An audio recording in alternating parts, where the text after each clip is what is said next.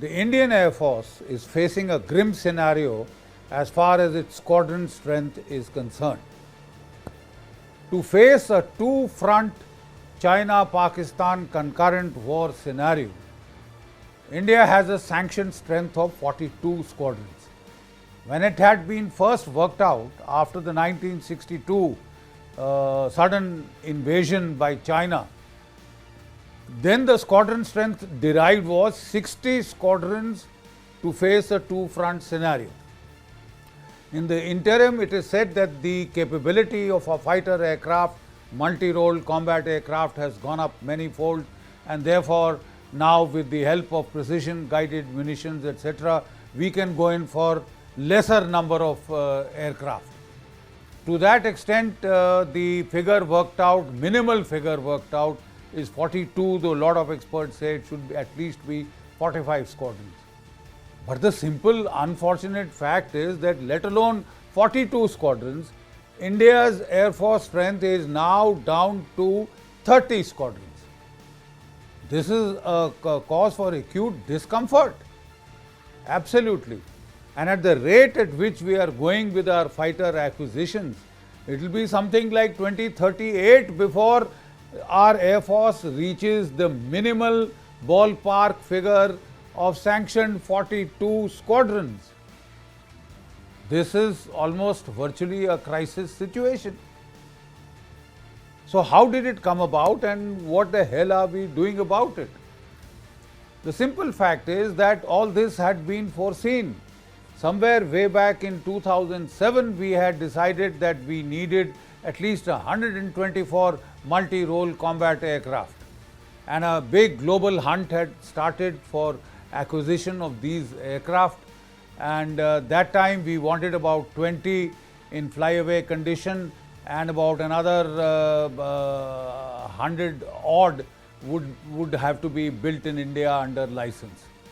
So the aircraft then in the reckoning in 2007, the companies that responded, the countries that responded, the Americans offered the F-15 Eagle, the F-16 and the F-18 Hornet, the naval version. The Europeans had offered us the Rafale, the French had offered the Rafale, the Anglo-French, German, Italian consortium, Spain consortium had offered the Typhoon, and the Swiss had offered us the Gripen E, a small lightweight fighter, cheap fighter, but that was in the competition then in the fray. So in 2008, 2010 we tested out these fighters, and in 2012, the Rafale and the Typhoon were declared the winners of this contest, technically by technical parameters, technical evaluation, and now the thing was open to the financial bids. So based on the financial bids, it is the Rafale that came out on tops. Unfortunately, that time lot of problems started between the French Rafale and the Indian HAL, Hindustan Aircraft Limited, our public sector company that has been manufacturing most of our aircraft. So the Rafale said that the HAL facilities did not quite come up to the standards required to produce the Rafale, and they were very keen that they tie up with a public, not a public sector enterprise, but a private sector producers, and the Ambanis were being talked of at that particular time, that point in time. So these went to and fro, and ultimately in 2014, the outgoing UPA administration, UPA government said we have no money to go in for this deal, and the deal was scuttled. Quite obviously, after all these years, this left the Air Force screaming murder. And when the new government came in, the desperate Air Force authorities went up to the new government to try and somehow plug the very dangerous gap. Now, this deal had been officially scuttled, so it could not have been revived by the BJP government. But then they decided to cancel that deal altogether and go in for one in which only 36 Rafales were to be purchased in a flyaway condition. The local manufacture clause was set aside because that was the one that had caused all the trouble in the previous incarnation. and we went in for a brand new contract with just 36 Rafales off the shelf. The simple fact was that these were needed urgently, and they came just about in time. So in 2015, a new deal was signed for these 36 Rafale aircraft, and quite obviously the Congress raised a storm. There was a big allegations of scams all around that for the better part of 2018, 2019. Finally, the Supreme Court torpedoed all these allegations, and they said that there was nothing wrong with this process per se. 2019, the first Rafale arrived, and by 2020, 2021, I mean the Rafale, 36 Rafales had all come in, and just in time, because in 2020, the Chinese intrusion started in Ladakh in a major scale, and there was a major alarm, and quite obviously these 36 Rafales proved to be a great morale booster at a very, very critical juncture when our squadron strength was eroding very, very rapidly. 2022, the Indian Navy had gone in for a purchase of jet fighters for their aircraft carriers. The MiG-29 navalized version was proving to be had its share of shortcomings, and therefore the Navy was very keen to buy another 26 aircraft. So the contest was between the Rafales and the FA-18 American Hornets. The Rafale won, and one of the reasons why it won for the navalized version was that we already had 36 Rafales in our Air Force, and which had undergone India-specific modifications. You see, the simple fact was that the Air Force was happiest with the Rafale fighters. They were very keen to go in for the Rafales in bulk and fill up this gap once and for all. But that was not the way it turned out, unfortunately, for the Air Force and for our country. And we are now stuck with a situation that we still have this glaring gap in our squadron strength. So let's quickly take a quick look at what exactly are the aircraft types that we are holding and what needs to be done further, right? So in terms of the aircraft holding, we have about 36 Rafales, which are the top of the line fighters, the best fighters that we have in our Air Force. These are 4.5 generation aircraft, multi-role aircraft, both for air defense as also for ground attack sorties. So the Rafale is a very robust and versatile fighter capable of multiple roles, and it is the best that we have so far. We have about 269 Sukhoi 30 aircraft, Sukhoi 30 MKI. This is again, there are a lot of India-specific enhancements added to the Sukhoi, which almost make it the equivalent of the Su-35. But with these, this is now the backbone of the Indian fighter fleet. Now, the Sukhoi is a huge aircraft, massive in size, very versatile for air-to-air combat. The only thing is that now air-to-air combat has graduated to the level of BVR, Beyond Visual Range Missiles. So the great versatility of the Su-30 in air-to-air combat is not of that absolute decisive value as it was earlier. With the vector nozzles, etc., it could carry out very, very graphic maneuvers, S-Cobra, etc., with the help of which it could win dogfights. But dogfights have graduated to another level altogether. They have gone to the BVR, Beyond Visual Range class, and it depends on who picks up whom earlier and who can fire off his missiles earlier, the air-to-air missiles. These now cross the range of 100, 200 kilometers in terms of this thing. The Chinese claim to be having a beyond visual range missile of almost 300 kilometers. So is India developing its own missiles. So as I was saying, India had 36 Rafales, it had 269 Sukhoi MKI fighters, which were the backbone of its fighter fleet, formidable fighters in themselves, but not in adequate numbers. Next we had 60 MiG-29 fighter interceptors. Then we had about 40 Mirage 2000s, 40 MiG-21s and about 40 LCA Mark 1. Now here came the significant problem. The LCA was supposed to, light combat aircraft, was supposed to replace the MiG-21s. And we had contracted with the Americans for the supply and local manufacture of GE, General Electric F404 and F414 engines. The Air Force had already placed an order for 83 Mark 1 light combat aircraft, and then it had placed a second order for 97 Mark 1A light combat aircraft fitted with the GE 404 engine. So this makes almost about 200 light combat aircraft that would have come in, which would have significantly eased out the problems of the Air Force in terms of phasing out the legacy MiG-21. MiG-21s, first this aircraft came in the 1960s. Of course, then we had various upgrades and upgradations coming up all through 1970s, 1980s. But this is a legacy fighter. This is a legacy fighter. It was a legendary fighter in its time, and it is one of the largest produced fighter aircraft in the world, almost about 10,000 copies which went all over the world, including in Africa, in many countries in Africa, etc., and Middle East, all over the world. But this had to be phased out. It's long overdue for phasing out. The light combat aircraft was supposed to do this, and very specifically we were looking for the LCA Mark 1, Mark 1A rather, which would be fitted with the GE 404 engines. Now this is where we got a shocker once again.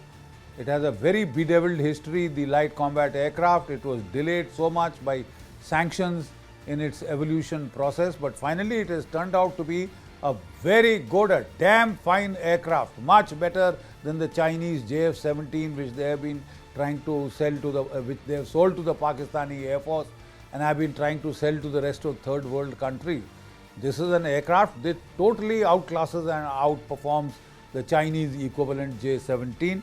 It is almost 4.5 generation in its, this thing. It is, by virtue of its small size, it almost has stealth capability. So it's a damn good aircraft. The problem is the Americans have stabbed us in the back. We paid the money for the GE 404 and 414 engines, and the Americans have more or less put them on hold. They are saying they have supply chain problems, they have order books to fill, earlier orders, etc. And as a result, we can safely count on minimum 1 year delay in the provision of these jet fighters. Our Raksha Mantri had gone to the United States, and we have had talks at the NSA level, but there seems to be no solution in sight as far as this thing is concerned. This also virtually amounts to a stab in the back. You take the dollars, we pay hard cash, and yet we don't get the engines that we needed so urgently to refurbish our Air Force and to put it in a position to fight a two-front war. It's very well to say that we are so smart that our diplomacy will ensure that we don't get into a two-front situation. I'm sorry, that cannot be the basis of military planning. We cannot depend on the smartness of our diplomats. If it works, well and good. If it doesn't, you are in serious trouble if you haven't catered for the worst case scenario. And the militaries, I'm afraid, always have to plan on the worst case scenario. They can't hope to be optimistic and say, no, we will never get into a two-front situation. For any country to base its national security on such a tenuous premise is dangerous, fallacious. So we have to cater for a two-front situation, come what may, and to that extent we need to build up our rapidly depleting squadron strength, our rapidly deteriorating squadron strength in the Air Force. 42 squadrons at the current rate, as I was saying, we'd be able to meet up only by somewhere around 2038. And what if something major happens between now and then? that is something that we have to worry about. So now what is the answer? The Indian government has decided to go in for another aircraft tender. You know, this is the aircraft deal of the century. The aircraft deal of the century. We are planning to go in for another 114 multi-role fighter aircraft. Instead of MRCA, we are now calling it MRFA, multi-role fighter aircraft, and this time there are 8 contenders in the fray. So let's have a quick look at which are the contenders in the fray. From the American stable, we have the familiar, the F-16 has been replaced by General Electric with the F-21. This is an upgraded version of the F-16 with the latest avionics, etc., and supposed to be a cut above the F-16s which the Pakistanis have. The problem with the F-16 class of aircraft is that Pakistan has had this since almost the 1980s, and to that extent their pilots are much better attuned to this aircraft. You know, your muscle memory and your body language has incorporated this aircraft very well, and it would take some time for the Indian pilots to become as good at this aircraft than their Pakistani counterparts are. So the Indian Air Force is not very keen on the F-16 or its derivative, the F-21. We have the F-15 Eagle. Now this is the aircraft that has been used, both these aircraft in fact have been used by the Israelis in their latest attack on Iran. F-15 can carry heavier payloads than the F-16. It is basically a fighter attack aircraft, especially the F-15I version. It's also multi-role, but F-15I version is specifically configured for the air attack, ground attack aspect. Then of course there is the F-18 Hornet, which is the mainstay of the American Navy and operates off all their aircraft carriers, right? Now this had been tested along with the Rafale for our the bid for 24 aircraft to operate off our aircraft carriers, the two new indigenous aircraft carriers, because we wanted to phase out the MiG-29s. But the Rafale, if you recall, had won that competition against the F-18. So already we are quite aware of where the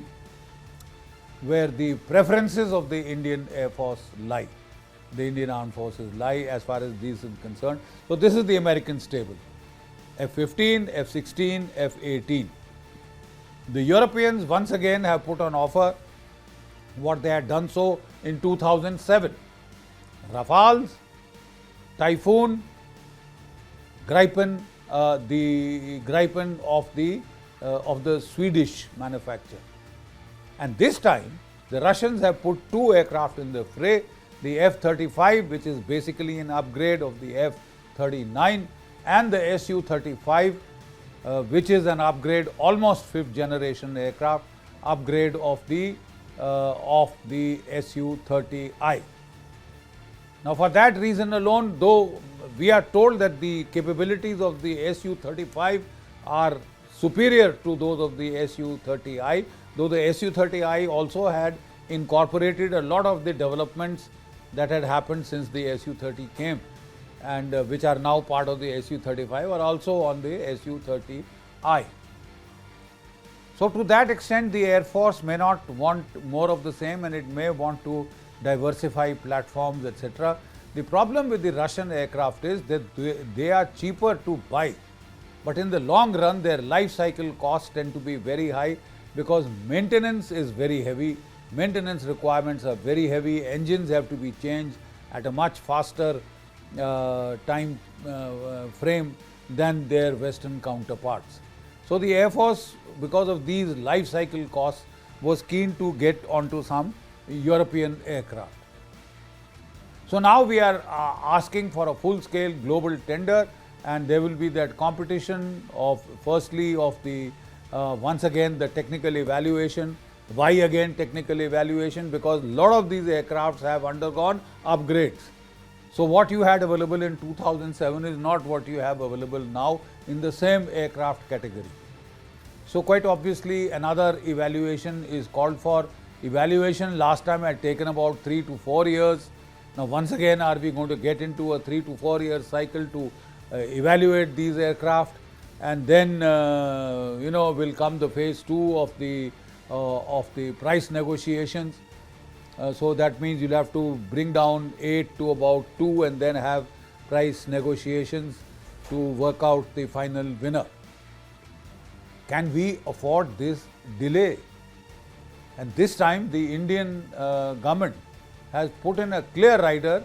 We would want to 10 aircraft we can buy, but we would want to manufacture the rest, almost 100, in India, and that we would want transfer of technology. We put it on the table. You can't give transfer of technology, you are out of the race. So with this, the point is, even with this thing going through, experts have estimated we still go to 238 to fulfill the basic figure of 42 squadron strength, which is the sanctioned strength of the Air Force. Right? There are other experts who differ and say, no, we need many more. Even though there is the multi-role combat aircraft, the aircraft are more versatile, the precision guided munition reduce the number of sorties that are really required, because you can do in one sortie what you would require 5 to 6 sorties earlier. But the simple fact still is that so are the aircraft on the opposite side. The Chinese have 5th generation aircraft, the 21 and the S20 and the S35. They've got 2 5th generation aircraft. There is Pakistan, which is planning to buy a 5th generation aircraft from either Turkey or from China. And at this rate, they are likely to have their 5th generation aircraft before the Indian Air Force gets its 5th generation aircraft. As we are all aware, we have the program for advanced medium combat aircraft, which is in the works. But that was dependent upon the provision of the GE F414 engine, the one that power the double engines that power the Hornets, F-18 Hornet.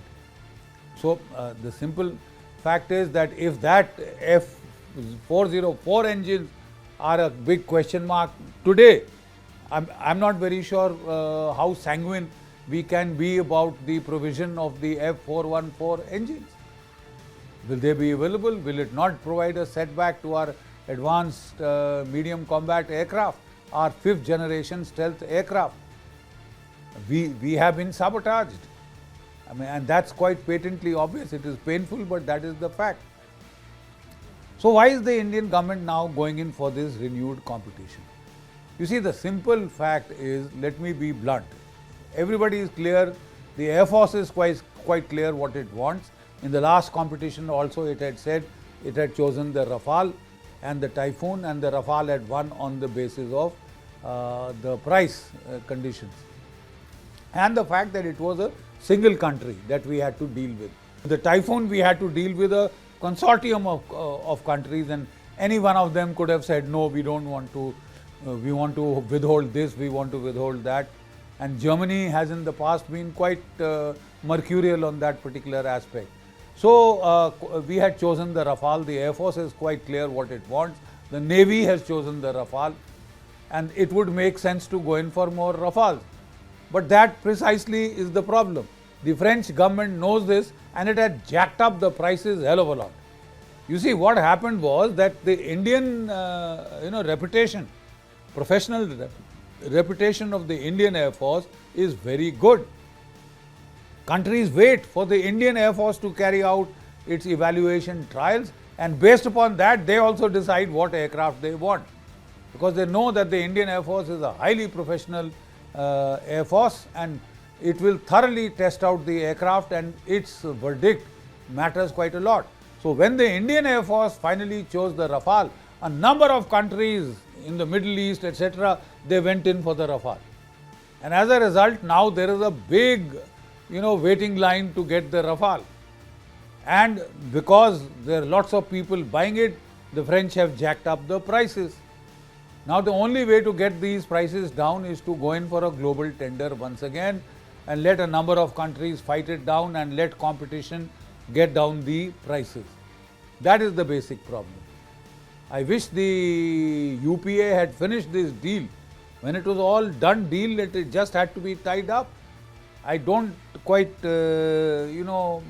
understand why so many hurdles had to be placed in, because, the simple fact is the Air Force has suffered. The Indian Armed Forces have suffered because of those procrastination, shenanigans, etc. that we have. The country's defense seems to be the last priority. And there was a time at which the defense deals were supposed to be very lucrative cash cows for the government to milk. Though of course Saint Anthony had said that not a question of any underhand deals, etc., would had all come to an end in his time. But the fact of the matter is that so many allegations post have come up of wrongdoings in this deal and that deal, etc. But anyway, that is crying over spilt milk. The simple fact is that if you want to get the price of the Rafales down, you have to force it to enter a competition, global competition once again. Hopefully that will, and the number and the size of the order will get the French to push down the prices. Otherwise, if we pay enormous sums for these, it would politically not be acceptable, and it could lead to a lot of accusations of underhand dealings, etc., which the government is very keen to avoid. So we have to go through this whole process. Another 5 to 10 years, I won't be too surprised. But that's the way these deals function. So in the meantime, we are losing out in squadron strength. In the meantime, we are also losing out for the 5th generation aircraft. Now, good news is that for the 5th generation aircraft, because the Americans have tried to sabotage the engine deal, we have gone to the French for the Safran engine, which is higher in power output than the GE 414. 10 kilonewtons is the Safran engine, and if we get that and we can retrofit the Tejas Mark II with the Safrans, and of course the AMCA can be powered by the Safrans, it would be a damn good thing. Hopefully our indigenous engine, the Kaveri, which hasn't seen the light of day so far, would possibly, we could speed it up, but we are in a piquant situation. The simple fact is, we need 42 squadrons. They seem to be nowhere in sight till 2038. And that is indeed dangerous. So what are the other options available to us? Instead of going in for a 4.5 generation aircraft, going straight for a 5th generation aircraft, the Su-75, the Russians are claiming that's a great improvement over the Su-54, which the Indian Air Force has rejected. Number of countries want to go in for the Su-75. There is the F-35 Lightning. But the simple fact is, how much can you rely on the Americans? And for a critical weapon system like that, we can't afford to be let down. So F-35 from the very attractive in theory, but in practice we've seen what has happened to the GE-40 and the GE F-414 engine deal. If that is a kind of a backstab that is even in the likelihood, we can't afford to stick our necks out and risk that. So the only answer is to somehow now get in a 4.5 generation aircraft at the fastest, try and get the Safran. That will speed up the light combat aircraft Mark II. It will speed up the AMCA. That is the only light that I see at the end of the tunnel. We can continue with our efforts of the Kaveri engine, but that time-wise, that seems to be a long-haul option. We must not still give it up. Whatever work has been done in terms of basic research, it is much better to switch to our own indigenous manufacture. Each time we talk of it and then in major deals we get stuck because there is no alternative. Unfortunately, India and China are both lagging behind in jet engine technology. In marine engine technology, tank engines, I think we have overcome that hurdle, but in aircraft engines, both India and China lag behind, and to that extent, we have to catch up. And the catching up can only be due by the learning curve that we do by transfer of technology. The Saffron engine seems to be the best bet. Thank you.